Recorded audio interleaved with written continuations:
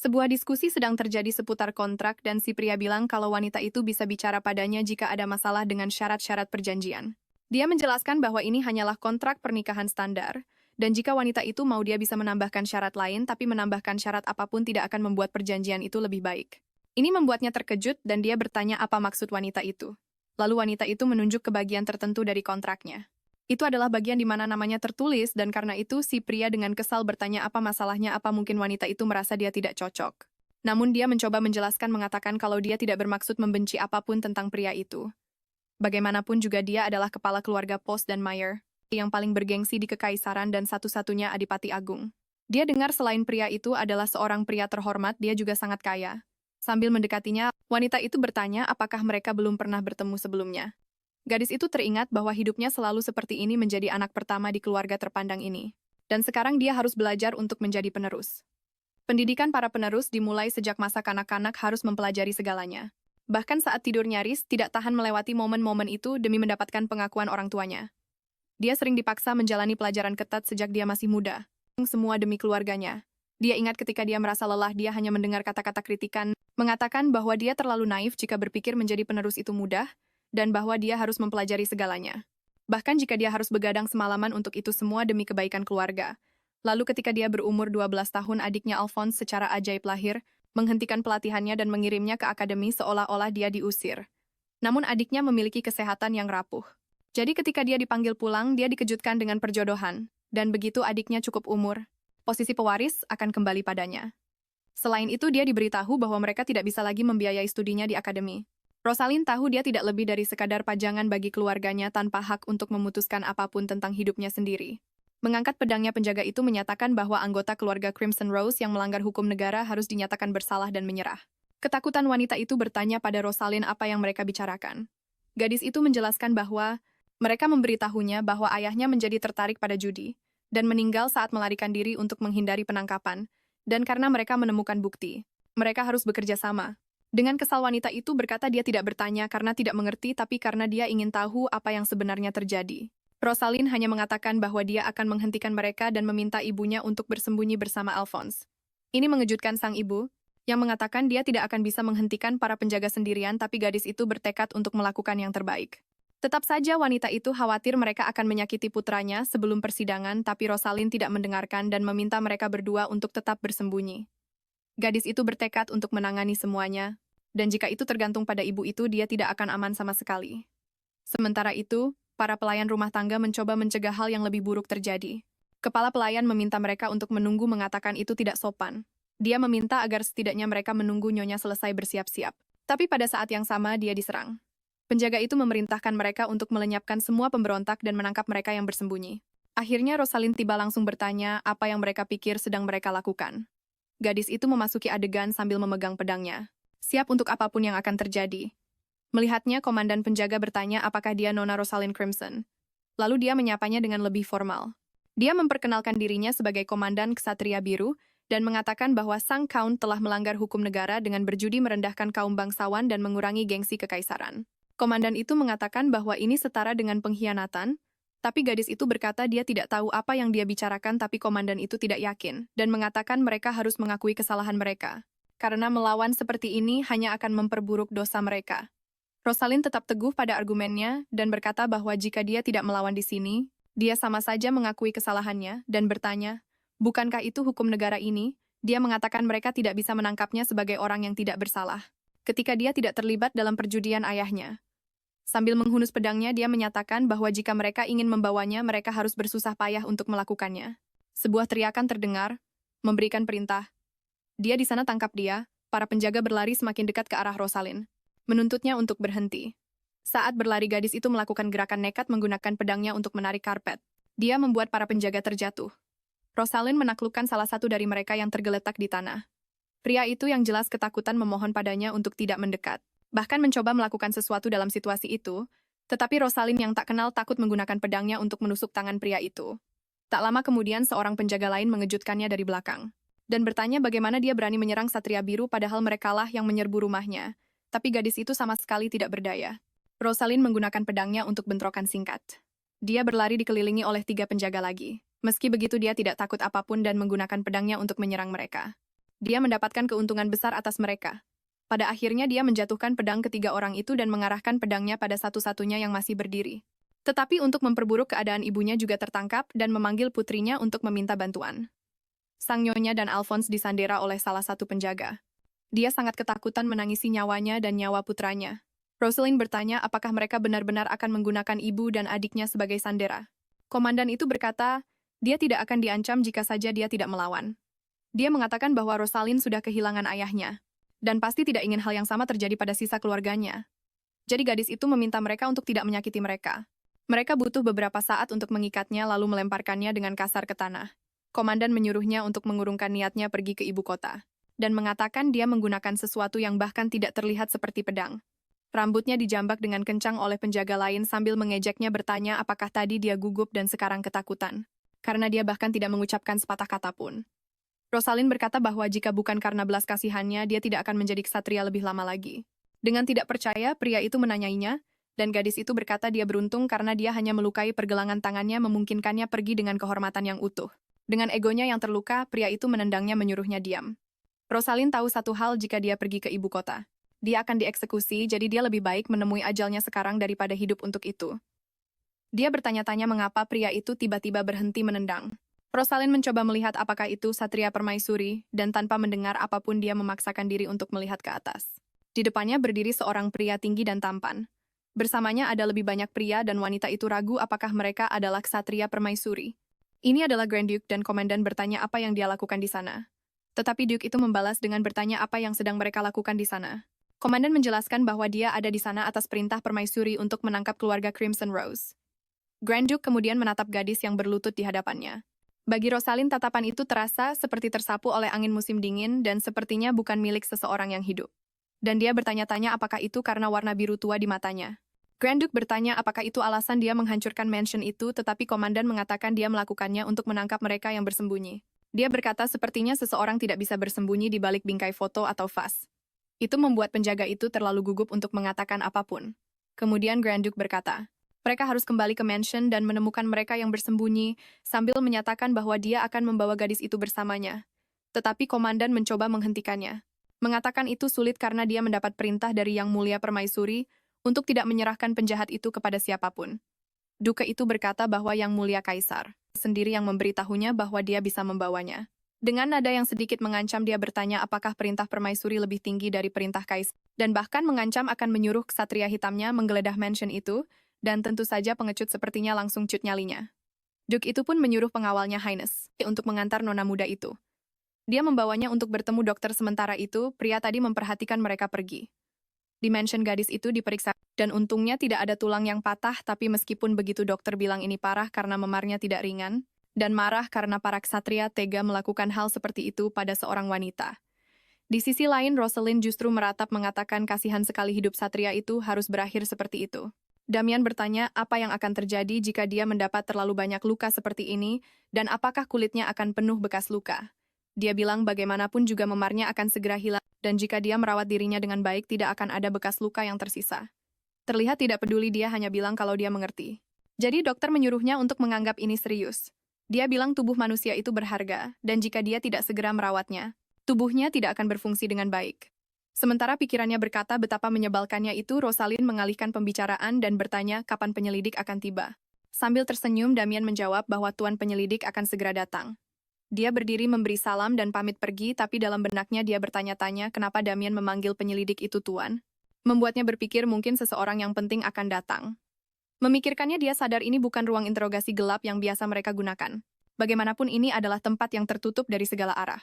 Apapun itu dia sekarang berada dalam situasi di mana dia dituduh melakukan kejahatan serius, dan dia bertanya-tanya apakah mereka benar-benar bisa memperlakukannya seperti ini. Lalu seseorang masuk memanggil namanya dan dia mengenali suara itu.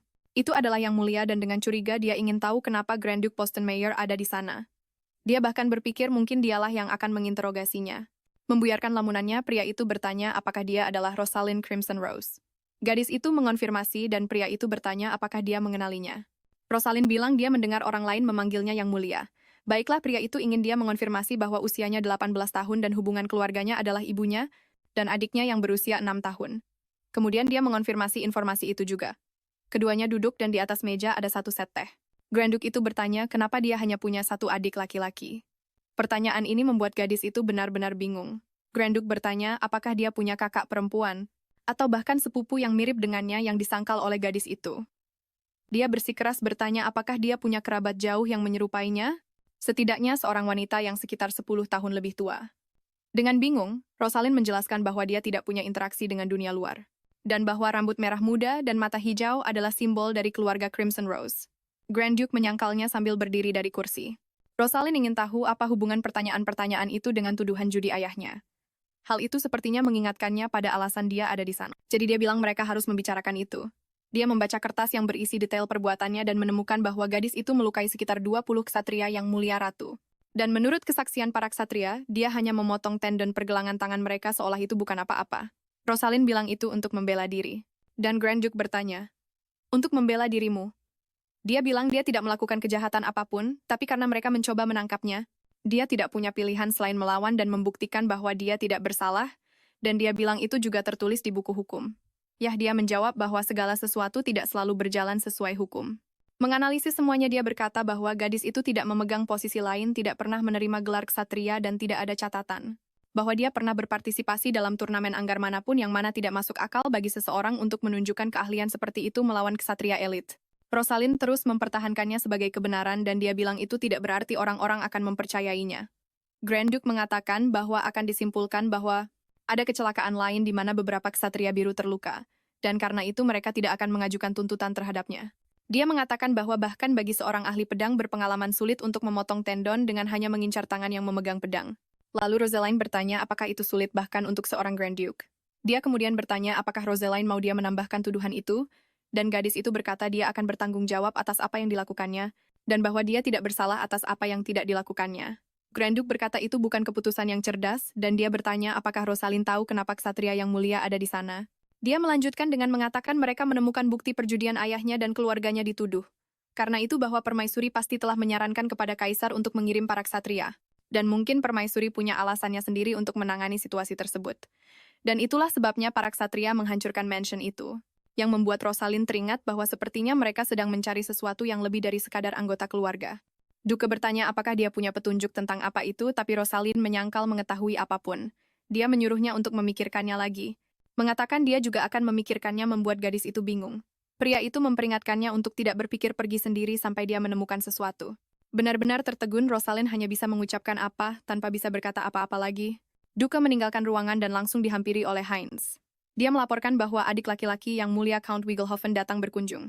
Sementara itu di dalam kamar Rosalind berpikir bahwa pada akhirnya inilah yang mereka incar.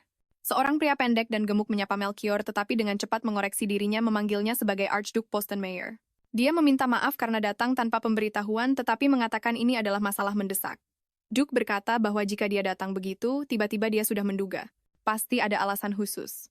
Terlihat gugup adik yang mulia itu tertawa canggung dan berkata dia senang bisa dimengerti. Dia bilang dia dengar bahwa pria itu melindungi putri dari Count Crimson Rose yang telah kehilangan gelarnya.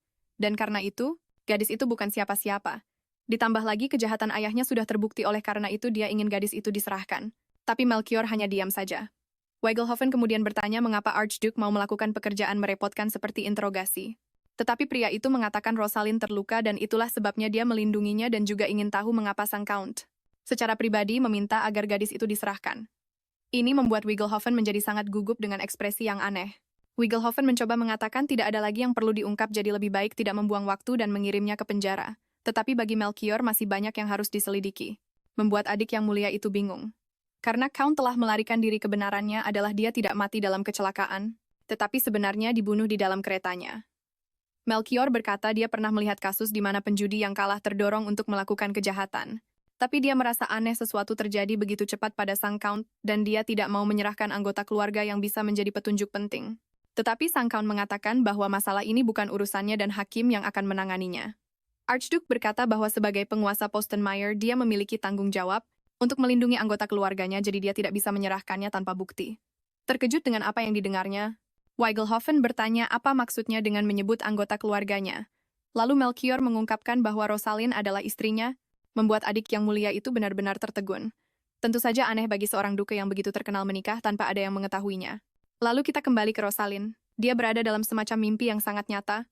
Sekali lagi dia menemukan jam aneh yang sama seperti biasanya, dan di ruangan yang sama itu dia berjalan. Seseorang memanggil namanya dan dia yakin itu adalah suara anak kecil. Rosalind sudah sering mengalami mimpi ini, tapi ini pertama kalinya dia mendengar suara orang lain dan dia ingin tahu di mana dia berada. Orang ini memintanya untuk menunggu karena mereka akan datang untuk menyelamatkannya. Dan gadis itu bertanya apa maksudnya.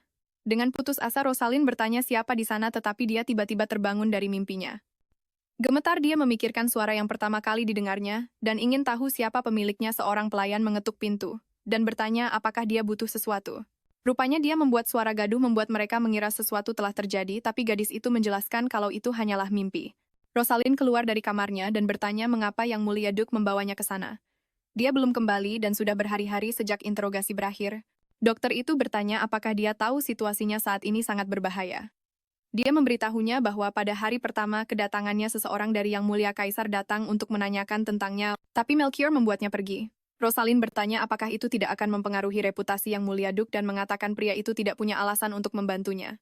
Dan yang baru saja dia pelajari adalah inilah alasan mengapa dia pergi menemui Kaisar. Sementara itu Melchior menyapa sang Kaisar. Balthazar bertanya apakah pria itu tahu betapa dia menyukainya, dan berkata jika dia bilang ingin menikahi seseorang dia akan memberikan izin tidak peduli siapa orangnya. Jadi dia bertanya bagaimana Duke berhasil menyembunyikan ini darinya, dan bahkan sudah menikah terutama karena dia tahu aliansi pernikahan bangsawan memerlukan persetujuan Kaisar. Melchior mulai meminta maaf dan mengatakan ada alasan untuk itu bahwa dia dan Rosalind telah berjanji untuk menikah tetapi Count Crimson Rose tidak menyetujuinya.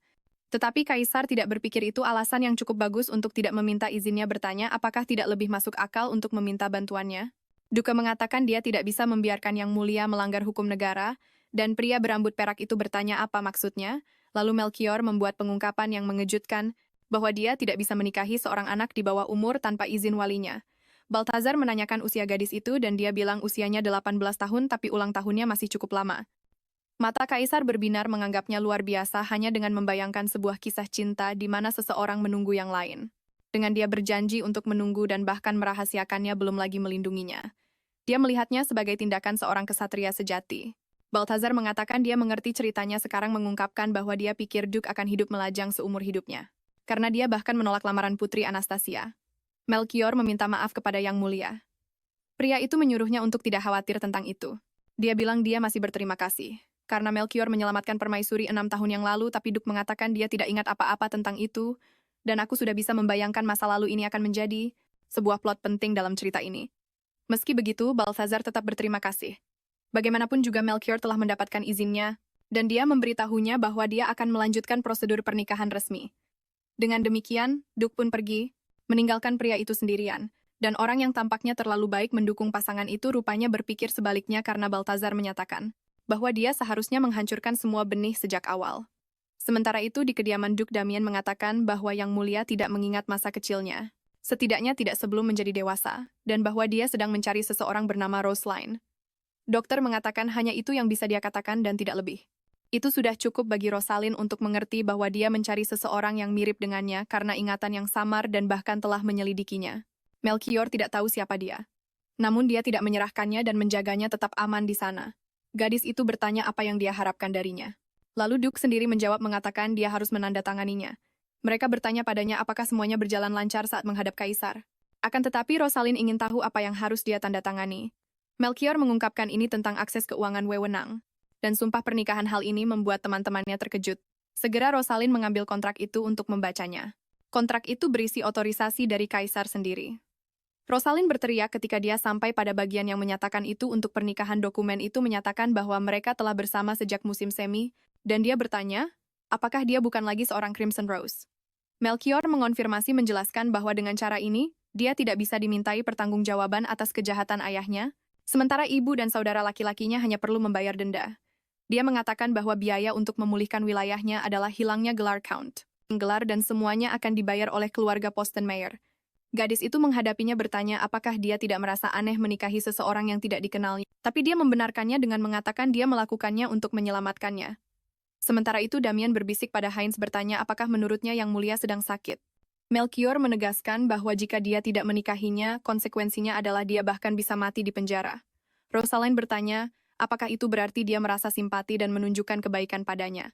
Sekali lagi dia menjelaskan bahwa dia hanya ingin menyelamatkannya dan bertanya apakah alasan itu tidak cukup, tapi semua orang di ruangan itu masih tidak benar-benar mengerti motifnya.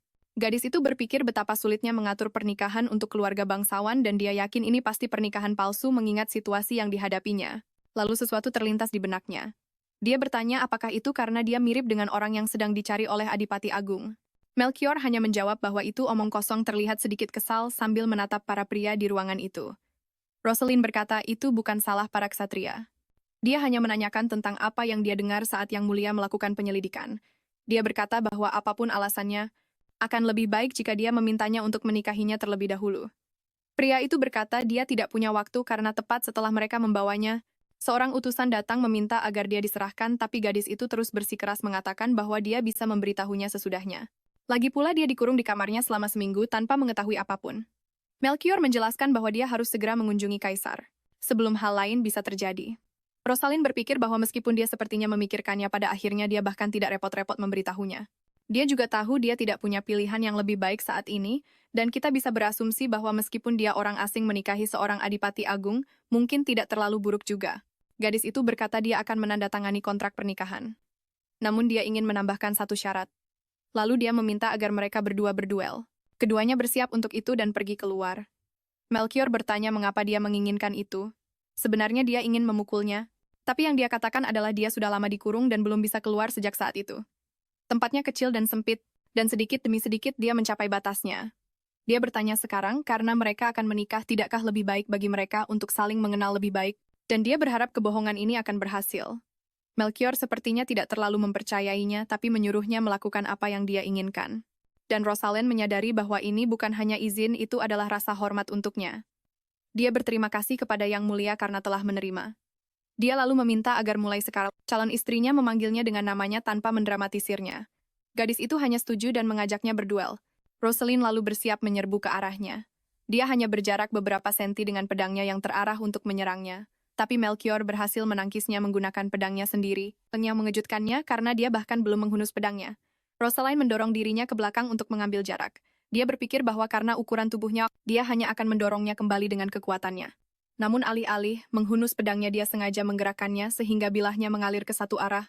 Dan jika dia tidak menghindar dengan cepat, dia pasti sudah tertangkap. Melchior mengejeknya mengatakan dia pikir gadis itu lebih kuat. Dia lalu bertanya apakah dia benar-benar tidak akan menyesal mengatakan itu. Pertama, Rosalind menurunkan pedangnya ke tanah lalu dia berjongkok dan memperingatkan bahwa ini akan sedikit sakit. Lalu secara tak terduga dia melompat tinggi. Bahkan Adipati Agung sendiri terkejut dan rekan-rekannya yang menonton duel itu sama-sama tercengang. Mereka berteriak memanggil tuan mereka.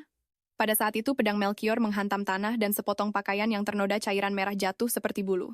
Namun gadis itu tertahan di udara dipegang oleh lengannya yang kuat. Bahkan Rosalind terkejut dengan ini.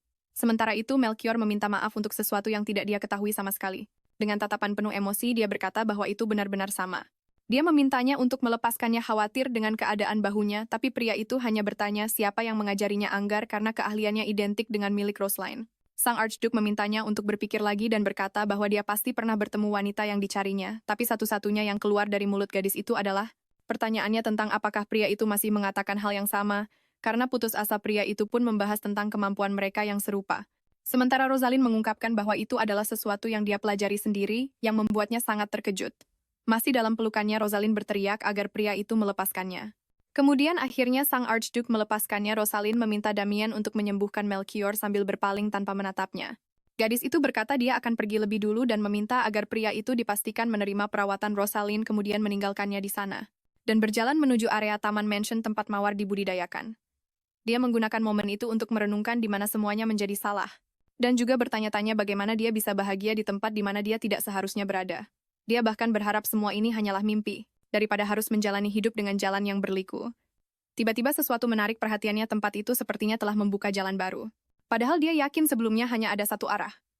Mengikuti jalan baru ini, dia bertanya-tanya di mana dia berada. Gadis itu berjalan lebih jauh ke dalam area tersebut.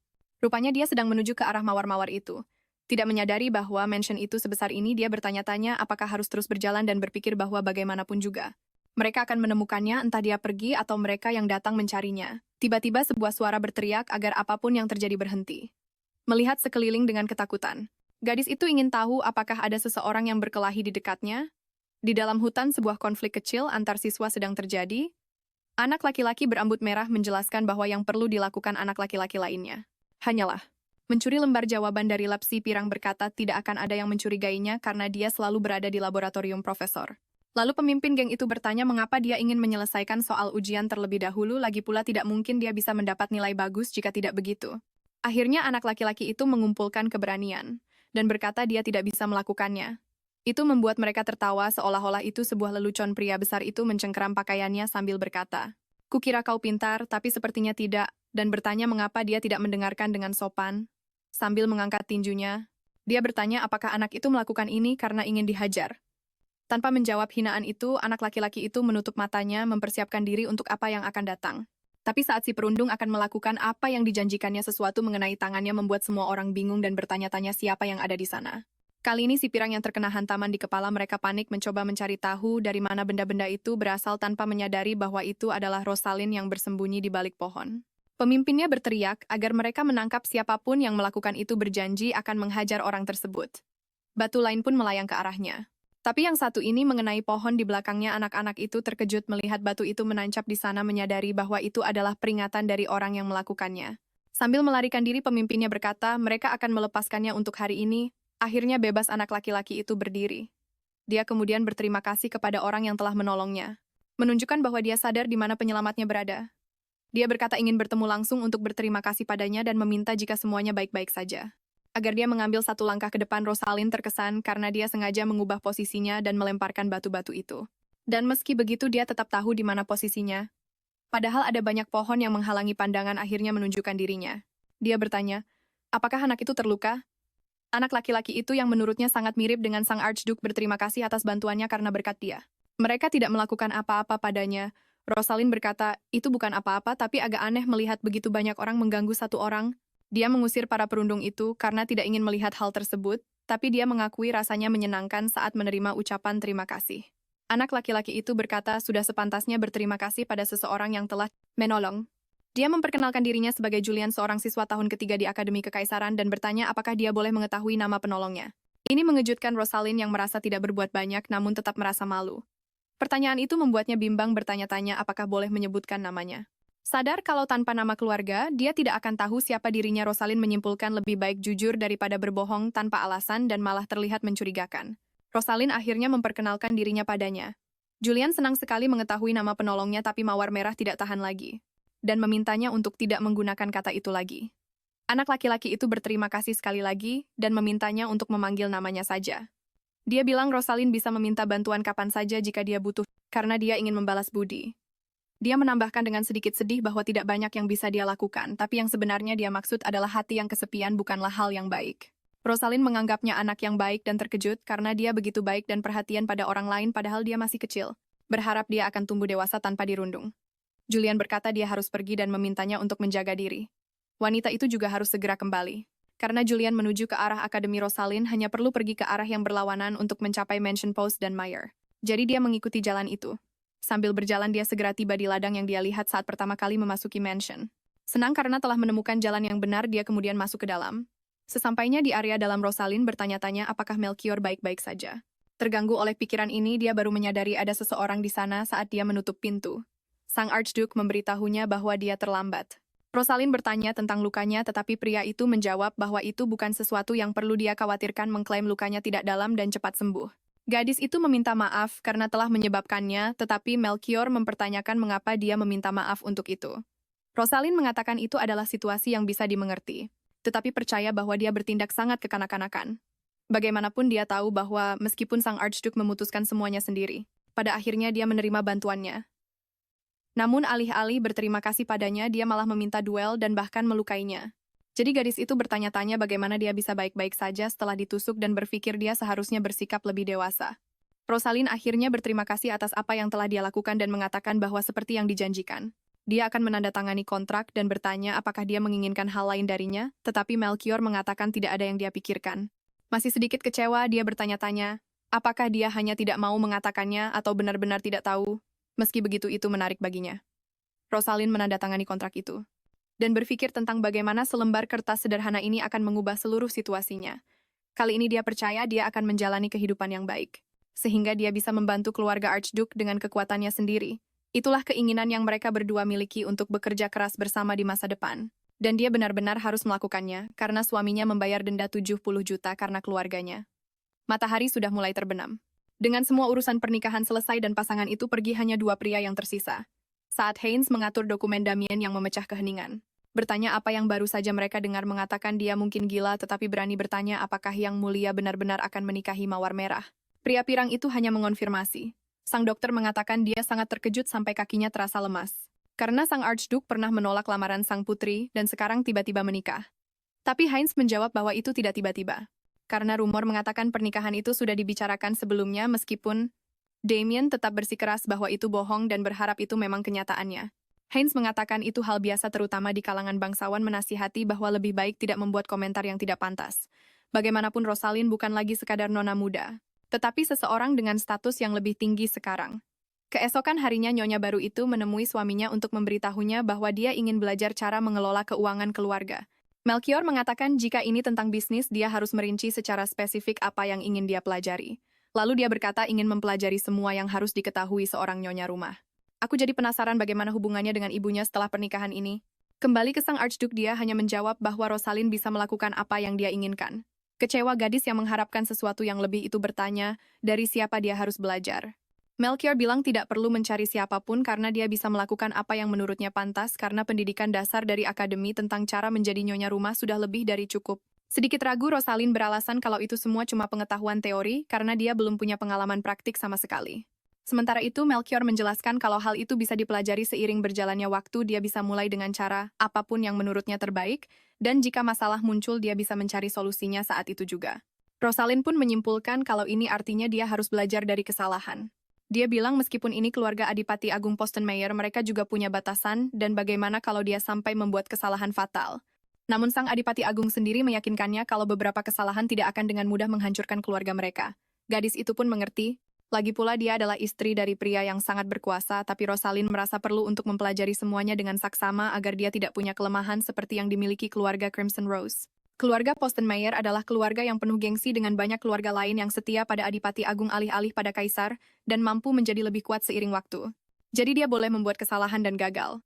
Melchior meyakinkannya kalau posisi Adipati Agung akan menjadi pendukung kuat untuk tugas-tugasnya dan dia bisa mencoba lagi sampai berhasil. Alasan para pengikut Postenmeier begitu setia mungkin karena kebanggaan semacam ini. Rosalind yakin untuk bisa diakui di keluarga yang begitu terkenal, Melchior pasti sudah berusaha sangat keras. Dia merasa menjadi kuat saja tidak cukup dan ini membuatnya bertanya-tanya apakah pria itu juga pernah gagal sebelumnya, dan siapa yang ada di sisinya saat itu terjadi. Dengan sedikit ragu dia memanggil nama suaminya, bertanya apakah dia masih mencari orang yang mirip dengannya itu, bahkan punya nama yang mirip. Melchior sempat menyangkalnya tapi reaksinya berubah saat Rosalind bertanya kenapa. Dan bilang kalau itu karena wanita itu adalah cinta pertamanya. Sang Adipati Agung menyangkal hal seperti itu, tapi Rosalind terus mendesak bertanya apakah dia benar-benar tidak punya perasaan pada wanita itu. Lalu dia bilang kalau Rosalind adalah mentornya. Bagi Crimson Rose itu terdengar seperti kebohongan karena hanya melihat keahliannya berpedang saja sudah membuat mata pria itu berbinar-binar. Jadi dia yakin Rosalind bukanlah sekadar teman penting dan entah kenapa itu membuatnya merasa aneh. Melchior memanggil namanya, menegaskan kalau dia tidak sedang memanggil orang lain. Ini juga membingungkan karena Crimson Rose menyarankan mungkin lebih baik dia mengganti namanya, bahkan membuat nama panggilan untuk dirinya sendiri yang mana aku setuju karena meskipun ejaannya sedikit berbeda pengucapannya sama saja. Rosalind lalu menatapnya menunggu dia mengatakan sesuatu tapi Melchior tetap termenung. Bahkan tidak menunjukkan apakah dia suka dengan ide itu atau tidak, membuatnya berpikir itu adalah saran yang sia-sia dan pria itu menikahinya hanya karena dia mirip dengan orang dari masa lalunya. Dia merasa seperti pengganti dan karena itu yakin kalau namanya lah yang harus diubah. Akhirnya Melchior mengatakan sesuatu, menyebut nama wanita yang satu lagi adalah Rosalind, tapi Crimson Rose menunjukkan kalau nama-nama itu bisa terdengar sama dalam pengucapan timur. Melchior bilang bagaimanapun juga Rosalind bukanlah orang yang dia kira dan bersikeras kalau wanita itu adalah penolongnya. Dan dia hanya ingin membalas budi. Rosalind tetap merasa Melchior menyangkal sesuatu meskipun itu hanya tebakannya. Walaupun begitu, dia tetap merasa kebetulan di antara nama mereka itu aneh. Tidak lama kemudian di kediaman kekaisaran situasinya jauh dari kata menyenangkan. Sang permaisuri membicarakan pernikahan Adipati Agung dengan Crimson Rose yang telah mendapat persetujuan kaisar. Dengan putus asa saudaranya bertanya bagaimana itu bisa terjadi. Kedua pria itu bilang mereka tidak bisa mendapatkan informasi apapun dari sang countess atau putranya, mereka juga tidak menemukan apa-apa di mansion. Wilhelmina menyatakan kalau yang tersisa hanyalah Rosalind, tapi dia sudah dibawa pergi oleh Adipati Agung. Sepertinya wanita itu merencanakan sesuatu seperti yang sudah dicurigai sejak awal. Beigelhofen bertanya pada kakaknya apa yang harus mereka lakukan, gemetar membayangkan kalau entah kenapa kekuasaan tidak akan kembali setelah kematian sang Count.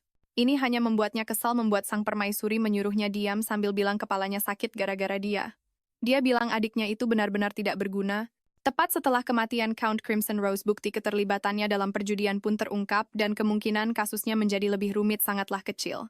Masalah bagi permaisuri adalah dia belum bisa memulihkan kekuatan yang pernah diberikan Yang Mulia padanya. Jadi Wilhelmina berpikir bahwa dengan kematian sang Count kekuatan itu akan kembali, tapi sepertinya tidak ada yang berubah. Dia yakin kekuatan itu diwariskan kepada penerusnya. Padahal Yang Mulialah yang memberikannya setelah merawatnya. Namun dia heran bagaimana bisa dia bilang kehilangan kekuatan itu dalam taruhan melawan Crimson Rose.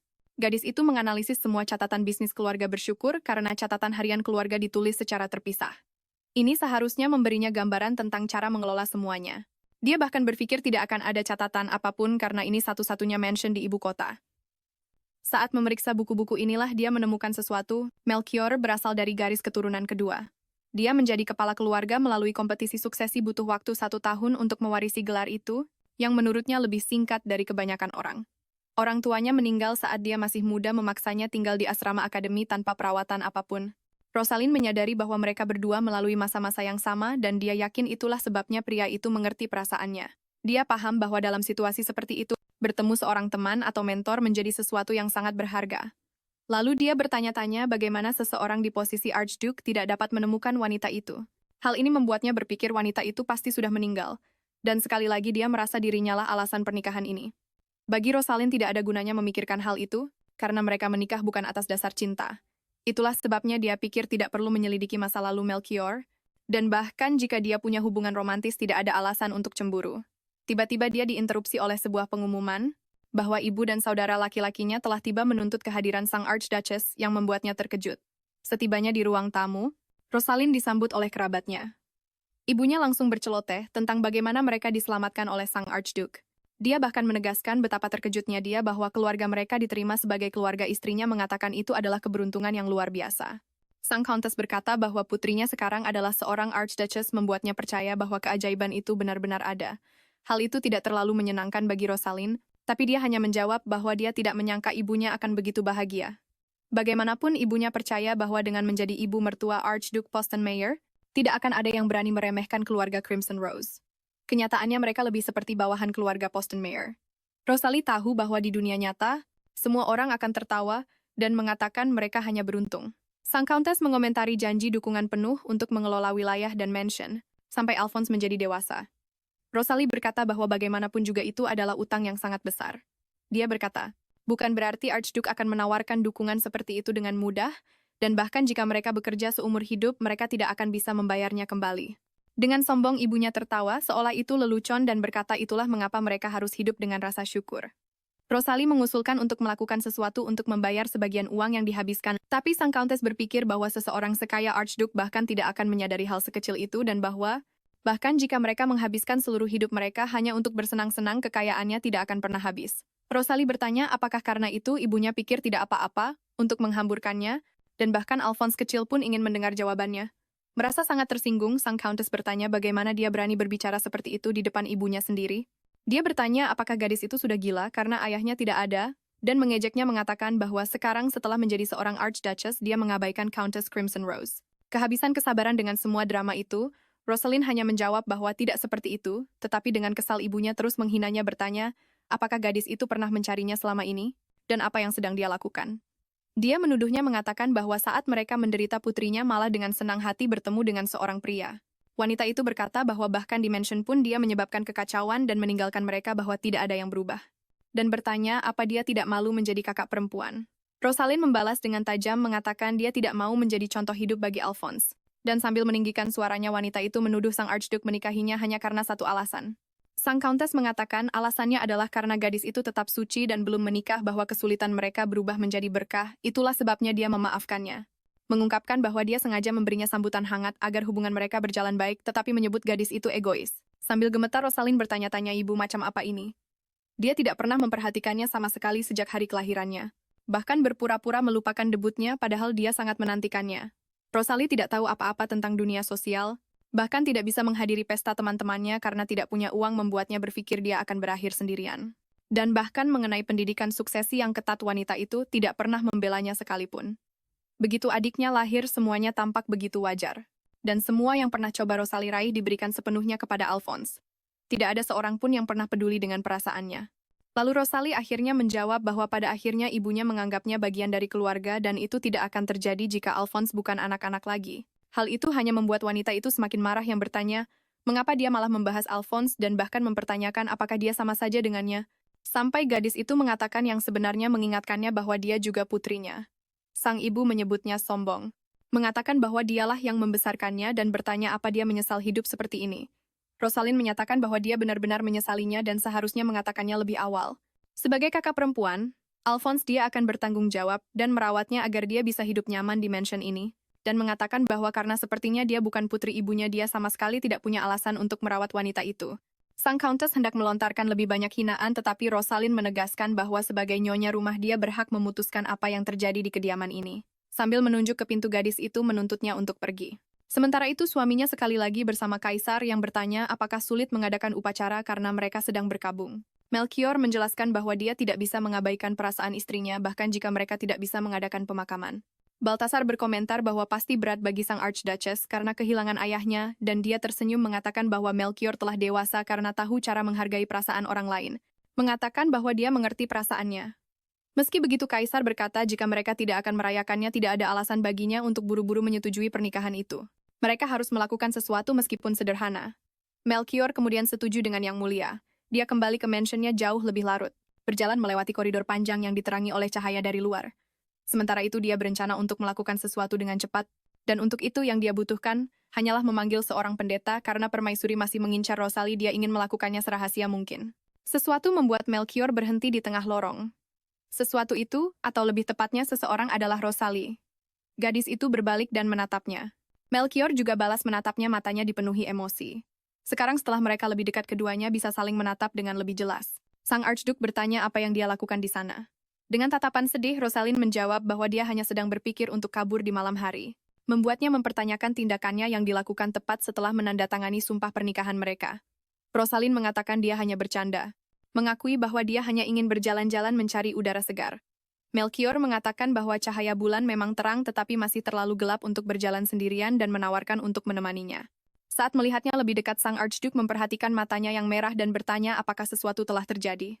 Rosalind mengalihkan pandangannya dan menyuruhnya untuk mengabaikannya saja. Tapi itu bukanlah sesuatu yang bisa dia abaikan. Melchior mengatakan dia tidak bisa melakukannya karena dia adalah suaminya. Hal itu berhasil memunculkan senyum kecil di wajah istrinya.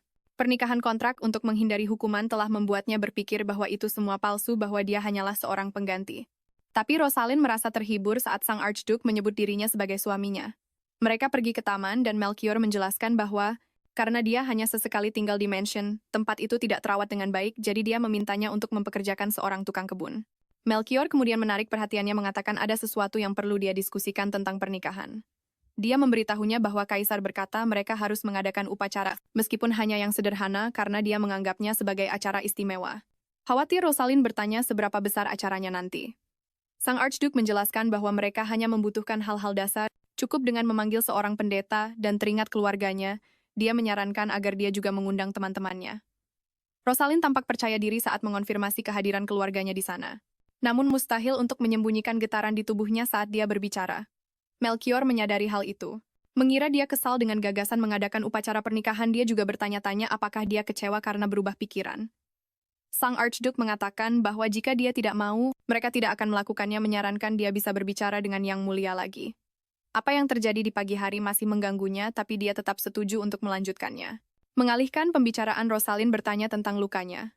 Dia sepertinya sudah melupakannya tapi gadis itu mengingatkannya pada apa yang terjadi saat mereka berlatih. Aku harus bilang ilustrasi adegan ini sangat menakjubkan baik dari segi goresan garis maupun pencahayaannya. Suasana malamnya dibuat dengan sangat indah. Kembali ke Melchior, dia menjawab bahwa itu bukan apa-apa meskipun dia sebenarnya hanya ingin mengatakan dia baik-baik saja karena itu tidak mengganggu pekerjaannya. Tapi Rosalind menafsirkannya seolah dia mengatakan itu hanyalah kemampuan yang sama sekali tidak istimewa jadi dia bilang itu bukan masalah besar, membuat sang Archduke bertanya-tanya apakah dia melakukan sesuatu yang salah. Kenyataannya itu adalah luka yang serius. Tapi dia memiliki daya tahan yang kuat dan cepat sembuh. Jadi itu tidak akan menimbulkan masalah besar. Tetap saja untuk beberapa alasan dia merasa seolah-olah telah membuat kesalahan besar dan dia khawatir tentang betapa diamnya gadis itu saat mereka berjalan. Melchior berpikir mungkin dia kesal padanya bertanya-tanya apakah itu karena dia terlalu lama untuk membawa ibu dan saudara laki-lakinya. Dia semakin bertanya-tanya apakah itu karena dia pulang larut setiap hari atau karena tidak ada cukup pelayan, atau jika ada hal lain yang mengganggunya. Sang Archduke ingin tahu apa yang harus dia katakan padanya sekarang setelah dia berhenti untuk berpikir. Dia menyadari mereka telah berjalan cukup lama dan bertanya-tanya apakah dia harus memberikan mantelnya, tapi Melchior menyesal karena cuacanya tidak terlalu dingin dan khawatir apa yang mungkin terjadi jika suasana hatinya memburuk. Dia mencoba berpikir logis, tapi dia benar-benar tidak tahu harus berbuat apa saat sendirian dengan seorang wanita. Akhirnya Rosalind memecah keheningan di antara mereka. Dia bertanya apakah mereka bisa kembali ke mansion karena sudah larut. Melchior setuju meskipun masih tidak yakin mengapa. Rosalind di sisi lain merenungkan bagaimana percakapan itu tidak mengarah kemana-mana, bahkan tidak sekalipun selama jalan-jalan singkat ini. Sang Archduke melihatnya begitu pendiam, dan menjaga jarak, tidak tahu harus berbuat apa, jadi dia pikir akan lebih nyaman untuk berjalan bersama saja, tanpa berbicara. Meskipun dia setuju untuk berjalan-jalan, dia bertanya-tanya apakah itu sudah berlebihan, dan tidak tahu apa yang sedang dipikirkannya. Rosalind tampaknya tidak menganggap situasi itu menyenangkan, membuat pria itu bertanya-tanya apakah dia benar-benar bisa membuat pernikahan ini berhasil. Di kediaman Kekaisaran, Balthazar mengetuk pintu kamar bertanya pada Wilhelmina apakah dia tidak akan membukanya. Tapi dia tidak membukanya. Kaisar mencoba yang terbaik, mengatakan ini musim panas, udaranya panas dan pengap, dan memintanya untuk tidak lupa bahwa dia sudah tua sekarang. Dan bahwa dia tidak tahu apakah tubuhnya bisa bertahan lebih lama lagi. Wilhelmina membuka pintu hanya sedikit. Dia mengatakan kepada Yang Mulia bahwa dia juga tidak tahu. Balthazar masuk ke kamar dan meminta istrinya untuk memaafkannya. Permaisuri menerima itu dan juga memintanya untuk tidak tertawa, tapi pria itu berkata, dia tidak bisa menahannya saat melihat istrinya yang cantik terlihat lelah. Wilhelmina duduk. Tidak butuh waktu lama bagi Kaisar untuk melakukan hal yang sama. Dia bertanya kenapa Balthazar duduk di sampingnya, menuntut agar pria itu tetap berada di depannya saja. Balthazar menjelaskan kalau dia terlalu banyak menghirup udara malam, membuat tubuhnya jadi dingin, dan karena itulah dia butuh kehangatan sang permaisuri, tapi permaisuri menuntutnya untuk duduk di sisi lain, bahkan mengancam akan mengusirnya keluar. Balthazar bertanya apakah Wilhelmina masih marah soal dia membebaskan keluarga Crimson Rose. Wilhelmina balik bertanya kenapa dia harus kesal dengan keinginan Yang Mulia, meskipun reaksinya jelas menunjukkan hal yang sebaliknya. Kaisar menegaskan bahwa jika Wilhelmina butuh apapun dia harus memberitahunya, tapi istrinya bilang bukan begitu. Sambil berbalik ke arahnya dan memegang tangannya, pria itu berkata, kamu adalah satu-satunya milikku, dan dia bahkan rela memberikan nyawanya untuknya. Sambil mencium tangan Wilhelmina, dia menyatakan bahwa apapun yang diinginkannya, dia akan mewujudkannya. Kembali ke kediaman, Archduke Rosalind terlihat sedang duduk, dan dari ekspresinya jelas sekali kalau dia kelelahan. Karena dia tidak bisa tidur karena terlalu sibuk dengan pekerjaan. Kepala pelayan masuk ke ruang kerjanya. Dia datang untuk memberitahu bahwa Countess Crimson Rose ingin menemuinya, tapi Rosalind memintanya untuk mengatakan pada ibunya bahwa dia tidak ingin melakukan hal yang sama. Pria itu mencoba membantah, tapi gadis itu menghentikannya. Mengatakan bahwa apa yang dia berikan kepada ibunya seharusnya cukup untuk mencegah ketidaknyamanan apapun, dan dia menambahkan bahwa begitu kediaman Crimson Rose dikembalikan, akan lebih baik bagi wanita itu untuk kembali ke sana. Hugo tampak sedikit tidak nyaman dengan semua ini, yang membuat Rosalind ingin tahu apa yang salah. Dia berpikir mungkin ini karena dia mengusir ibunya sendiri, padahal dia tahu jika itu Melchior, pria itu tidak akan mengatakan sepatah kata pun. Rosalind bertanya kepada kepala pelayan apakah ada perekrutan pelayan baru sehari sebelumnya. Hugo mengonfirmasi dan sang Archduchess segera bertanya, mengapa dia tidak diizinkan untuk memilih stafnya sendiri? Membuat kepala pelayan itu lengah dengan pertanyaan tersebut. Rosalind memintanya untuk membawa semua dokumen identitas dan surat-surat rekomendasi. Berkas-berkas itu pun dibawa dan diletakkan di atas mejanya. Rosalind memeriksanya dengan teliti dan menyadari bahwa semua catatannya sempurna tanpa celah. Hugo berkata bahwa siapapun yang tidak memiliki dokumen identitas atau surat rekomendasi, sekira apapun usahanya tidak akan pernah dipekerjakan. Sang Archduchess melakukan hal yang berani, dia mengambil 3 berkas dan memerintahkan agar orang-orang itu dipecat, membuat kepala pelayan benar-benar terkejut. Hugo bilang itu tidak mungkin karena mereka sudah menandatangani kontrak kerja mereka dengan keluarga ini dan bahkan sudah mulai bekerja. Rosalind bertanya dengan siapa mereka menandatangani kontraknya. Bagaimanapun juga dialah nyonya rumah Poston Mayor. Dia bilang bagus kalau mereka sudah mulai bekerja, lalu menyuruhnya memanggil ketiga orang itu agar dia bisa memecat mereka secara pribadi. Kepala pelayan menanyakan alasan di balik keputusannya. Kemudian Rosalind menjelaskan bahwa cabang barat Kamar Dagang telah bergabung dengan kantor pusat selatan pada bulan Agustus tahun lalu. Artinya Axel yang bekerja sampai bulan Januari telah memalsukan riwayat hidupnya. Satu orang lainnya mengaku telah menyeberangi feri pada akhir bulan Mei. Itu juga bohong, karena semua operasi feri dihentikan dari bulan Mei sampai Juni karena badai topan. Dan yang terakhir, orang bernama Labin yang berasal dari pinggiran mengatakan dia adalah seorang ahli hortikultura di wilayah barat di Snowfall. Hugo menyela mengatakan bahwa cerita itu benar karena Snowfall tempat pria itu bekerja memiliki riwayat pelayanan dengan keluarga mereka. Sambil tersenyum, Rosalind berkata cerita orang itu memang benar, jadi tidak perlu dikonfirmasi dan tempat itu dulunya adalah milik Crimson Rose. Dia mengatakan mereka kehilangannya 3 tahun yang lalu, setelah seorang manajer menipu ayahnya dan dia tidak tahu keluarga pria itu terlibat dengan Snowfall. Rosalind berkata bahwa saat insiden itu terjadi, semua hubungan bisnis berakhir jadi dia tidak punya niat untuk terlibat dengan mereka lagi. Akhirnya dia menjelaskan alasannya memecat ketiga orang tersebut. Dia menyerahkan dokumen itu pada kepala pelayan dan memintanya untuk menghubungi mereka. Hugo menerima perintah sang Archduchess. Sebelum dia pergi, Rosalind memanggilnya kembali untuk memberitahukan bahwa saat merekrut pegawai baru di masa depan, dia harus menemuinya terlebih dahulu untuk meminta izin. Kepala pelayan membungkuk dengan benar. Setelah beberapa waktu, Rosalind memutuskan untuk meninggalkan ruang kerjanya. Dia berpikir bahwa semua pelayan melakukan pekerjaan dengan baik, namun dia menyadari ada sesuatu yang ganjil. Seperti pelayan yang datang membersihkan kamarnya tempo hari dan memintanya untuk keluar. Mereka efisien tapi sepertinya terlalu menghormati majikan mereka. Dan gadis itu bertanya-tanya apakah ini semua karena Melchior. Tiba-tiba sesuatu menarik perhatiannya, itu adalah Alphonse yang berdiri di sana. Dan dia ingin tahu alasannya anak itu segera mengatakan sesuatu padanya. Rosalind merasa aneh melihatnya sudah bangun sepagi ini, dan bertanya apakah dia datang untuk menemuinya. Adiknya tidak mengatakan apa-apa, sepertinya dia sedang takut akan sesuatu. Alphonse meminta izin untuk pergi ke kamar mandi. Dia sudah berusia 6 tahun, cukup besar untuk pergi sendiri, tapi sang Grand Duchess berpikir mungkin dia merasa tidak nyaman di mansion ini. Rosalind juga yakin bahwa setelah melihatnya mengusir ibu mereka, dia mungkin menjadi lebih takut dan gugup membuatnya sulit untuk mengatasi semuanya sendirian. Jadi dia berkata akan mengantarnya. Alphonse langsung memeluk erat kakaknya tapi masih tampak ketakutan akan sesuatu.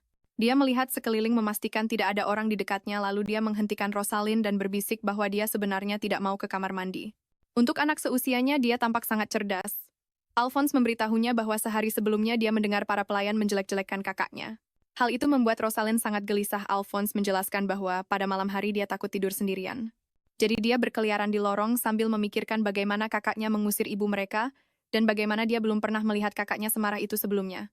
Itulah sebabnya dia memutuskan untuk pergi mencari sang Countess. Saat itulah dia tak sengaja mendengar para pelayan berbicara tentang bagaimana Yang Mulia menikahi seorang nona muda dari keluarga yang sangat miskin, dan mereka memperjelas bahwa keluarga itu bahkan bukan lagi bangsawan setelah kehilangan gelar mereka. Salah satu dari mereka tertawa, mengatakan mereka adalah keluarga penjahat dan pembuat onar dengan putrinya yang bahkan tega mengusir ibunya sendiri.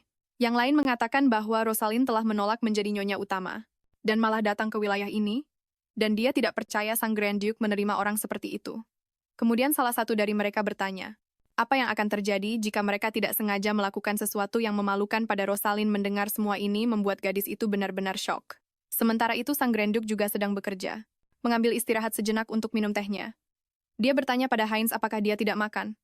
Pria pirang itu mengiyakan, mengatakan bahwa dia tidak sanggup. Melchior menatapnya dan bertanya sejak kapan dia mulai mengkhawatirkan hal itu sambil memperhatikan wajahnya yang tampak lebih tirus. Heinz menyatakan bahwa dia akan mati. Semakin khawatir sang Grand Duke bertanya apakah dia sudah sarapan dan pria itu menjawab bahwa dia sudah makan ringan di lantai 1 markas ksatria. Kemudian dia bertanya apakah dia tidak bisa tidur tapi melihat penampilannya yang lesu. Sang komandan mengatakan dia tidur selama 8 jam. Melchior mengerti bahwa setidaknya tidurnya cukup, jadi dia ingin tahu apa masalahnya. Heinz berkata bahwa tampaknya dia sedang depresi.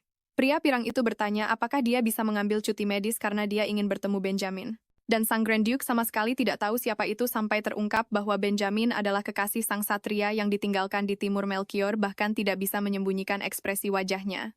Tapi untuk menghancurkan ekspektasi semua orang, Benjamin ternyata adalah tanaman pohon karet berusia 2 tahun. Sang Grand Duke berkata bahwa 2 bulan setelah pernikahan, mereka akan menuju ke timur dan bertanya mengapa dia mengkhawatirkannya. Lagi pula selama itu orang lain yang akan merawatnya. Dan Heinz terkejut bertanya, apa maksud Yang Mulia? Sang komandan meratap bahwa sudah 6 bulan sejak terakhir kali dia melihat Benjamin dan khawatir dalam 2 bulan ini seseorang mungkin akan mengambilnya pergi.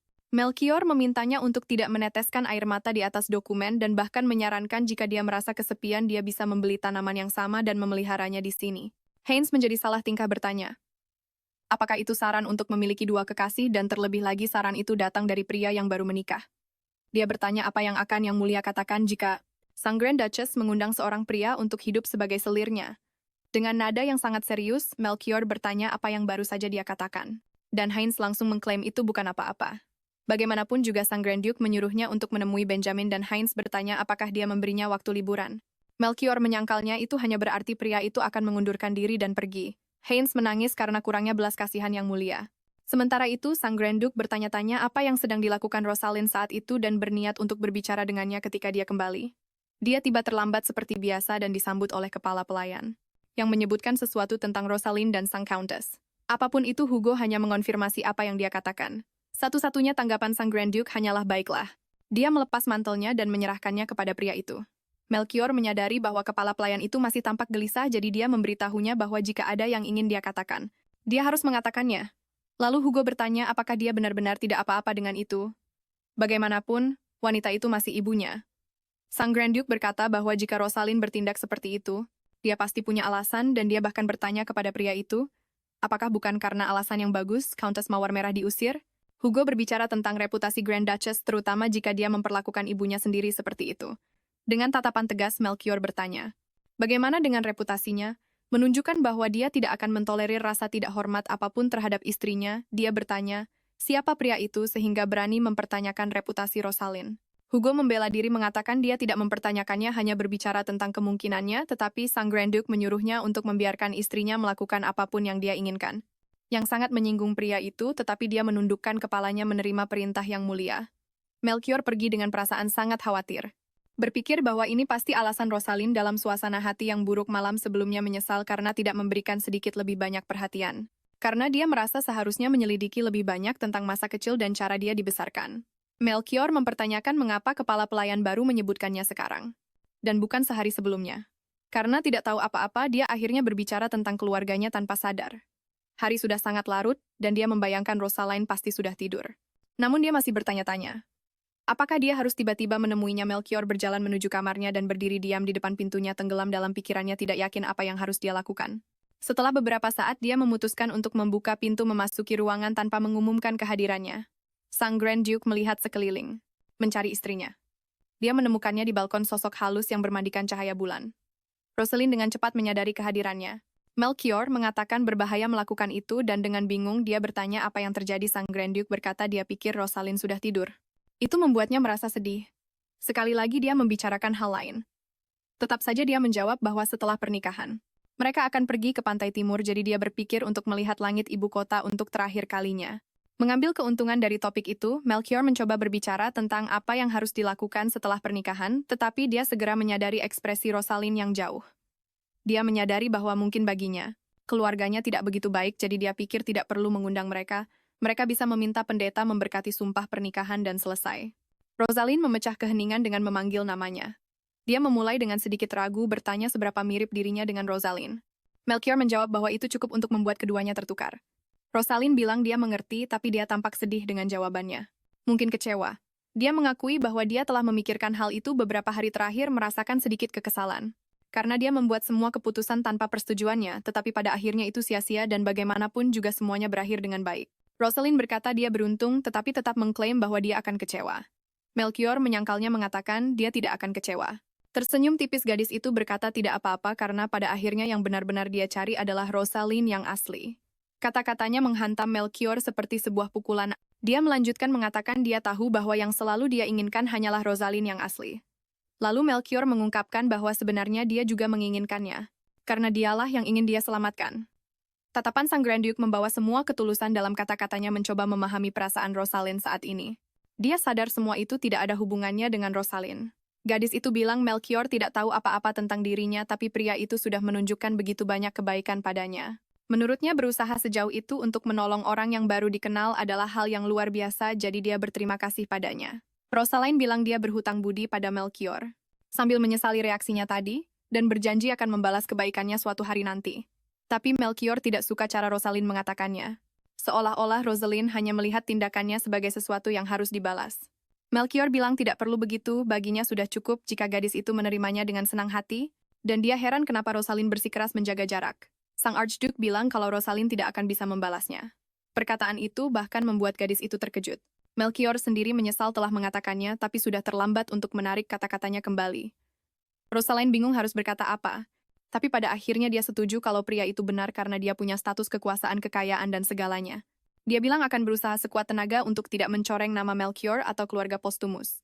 Rosalind menyuruhnya untuk tidak khawatir. Selama dia menjadi istrinya tidak akan ada aib yang menimpa keluarga, setidaknya itulah hal terbaik yang bisa dia lakukan. Melchior tidak berkata apa-apa lagi. Bagi Rosalind tingkat hubungan seperti itu sudah cukup. Dia hanya perlu setia pada kontrak. Karena ini bukanlah pernikahan yang lahir dari cinta meskipun dia menandatangani dokumen sebagai Rosalind Postumus dan semua pelayan memanggilnya yang mulia. Dia merasa lebih seperti pengurus rumah tangga daripada seorang istri. Rosalind bilang tidak apa-apa dan mengajak mereka masuk, bahkan bertanya apakah Melchior harus bekerja keesokan harinya, karena pria itu pasti punya banyak pekerjaan. Melchior mengiyakan meskipun dia sangat gugup karena mereka sedang berpegangan tangan. Gadis itu bilang akan mengantarnya ke kamar. Saat itu juga wajah Melchior memerah seperti tomat. Sang Archduke berpikir gadis itu salah paham dengan kata-katanya, tapi dia tidak mengerti kenapa dia begitu fokus pada tangan mereka yang saling bertautan. Bingung harus berkata apa, keduanya berjalan bersama. Dengan Melchior yang dituntun sampai pria itu memanggilnya. Rosalind berhenti dan berbalik menatapnya. Melchior bilang kalau Rosalind berjalan terlalu cepat dan dia merasa seperti terseret.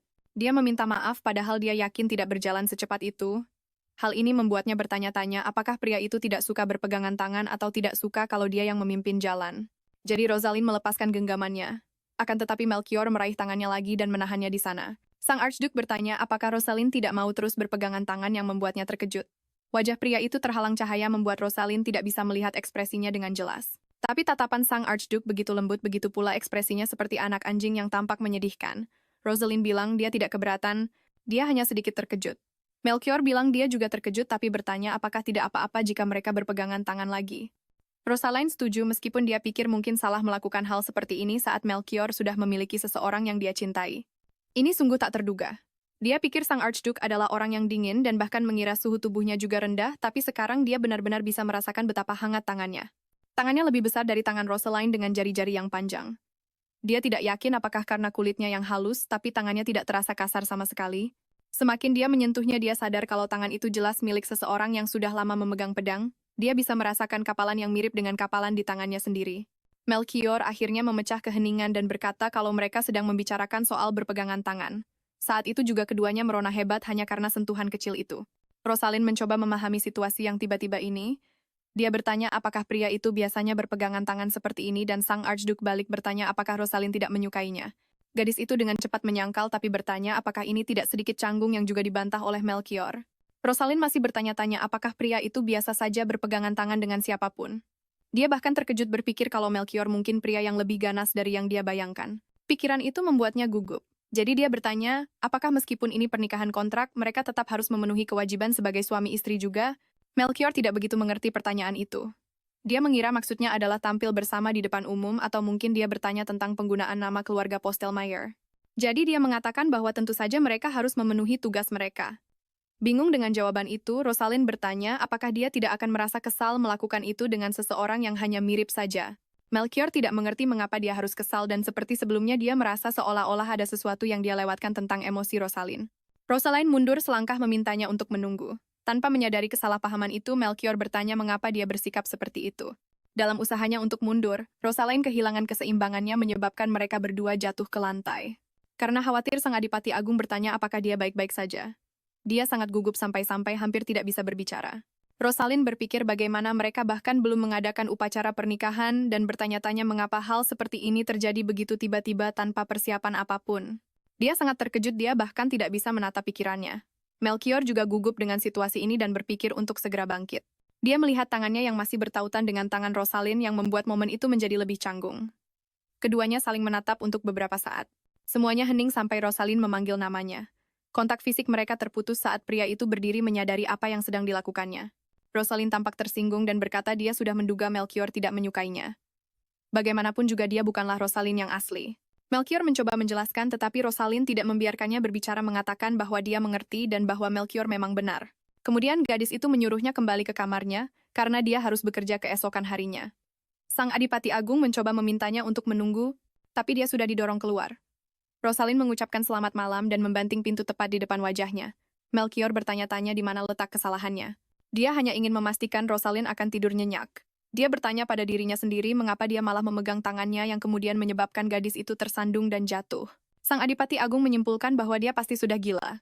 Sekarang dia sangat menyesali tindakannya berpikir bahwa apa yang dia lakukan pasti telah mempermalukannya. Keesokan harinya, Rosalind mendapati dirinya berhadapan dengan setumpuk hadiah mewah. Hugo menjelaskan bahwa itu semua adalah hadiah yang dikirimkan oleh keluarga kekaisaran untuk merayakan pernikahan itu, dan mereka telah memberitahunya bahwa akan ada lebih banyak lagi yang tiba keesokan harinya. Rosalind bertanya-tanya apa yang harus dilakukan pernikahan itu seharusnya sederhana. Tetapi dengan jumlah sebanyak ini mereka bahkan bisa membiayai upacara hanya dengan perhiasan dan uangnya saja.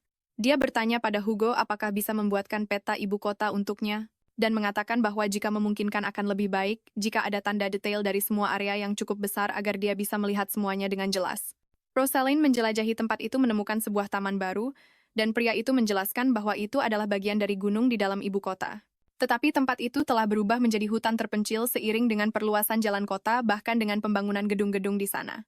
Namun setelah 5 tahun tempat itu menjadi taman lagi. Sang protagonis memperhatikan hal ini melihat sekeliling dengan saksama. Dia teringat masa lalunya ketika dia harus mencari uang.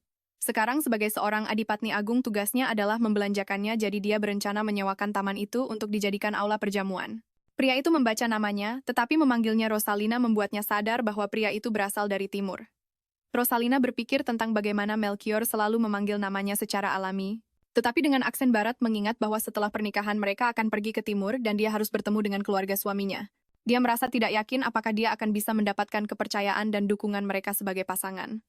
Gadis itu begitu terganggu oleh kekhawatiran ini, sehingga dia akhirnya berjalan ke arah yang salah tanpa disadari oleh pria itu. Rosalind tidak terlalu percaya diri tentang hal itu, tetapi sudah terlambat untuk mengatakan sesuatu yang konyol seperti itu. Saat berjalan-jalan, dia mendengar suara sepasang burung yang menarik perhatiannya. Rosalind akhirnya menyadari bahwa dia tersesat dan merasa aneh karena dia yakin sudah berada di jalan yang benar. Seseorang datang berlari ke arahnya.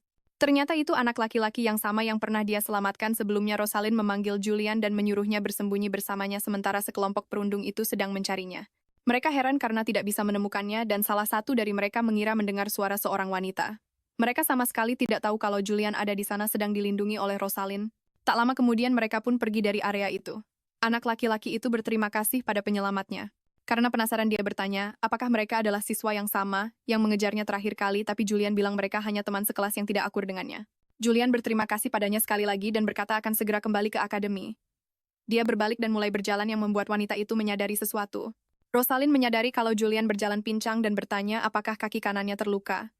Julian bersikeras dia baik-baik saja dan bisa pulang sendiri, tapi Rosalind tidak mengizinkannya karena kakinya bengkak, dan berjalan lebih jauh bisa memperburuknya. Jadi dia memintanya untuk memberitahu di mana dia tinggal agar dia bisa mengantarnya.